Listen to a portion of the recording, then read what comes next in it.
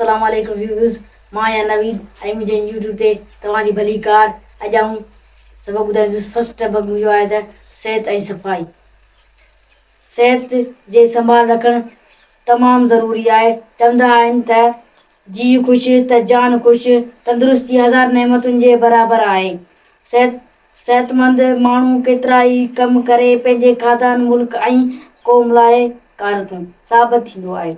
बाक़ी इहो माण्हू जेको पंहिंजे सिहत जे हिफ़ाज़त नथो करे, सो पंहिंजे कड़म ऐं क़बीले मथां भार थिए पवंदो आहे। असांखे पंहिंजे सिहत खे सलामत रखणु घुरिजे। इन लाइ जेके ज़रूरी शयूं आहिनि, जीअं खाइणु पीअणु, ताज़ी हवा, वर्जिश, निंड ऐं तफ़ियर, इन्हनि जो घणो ख़्यालु रखणु घुरिजे। सिहत खे बरक़रार रखण लाइ हेठि कुझु असूल पेश कजनि था। जेकॾहिं इन्हनि ते पूरी तरह अमल कबो त केतिरनि ई बीमारियुनि खां बचाव थी वेंदो। असांजे जिस्म में रत जो दौरो वर्जिश सां तंदुरुस्त थिए थो। दोस्तो, हीउ मुंहिंजो पहिरियों पार्ट आहे।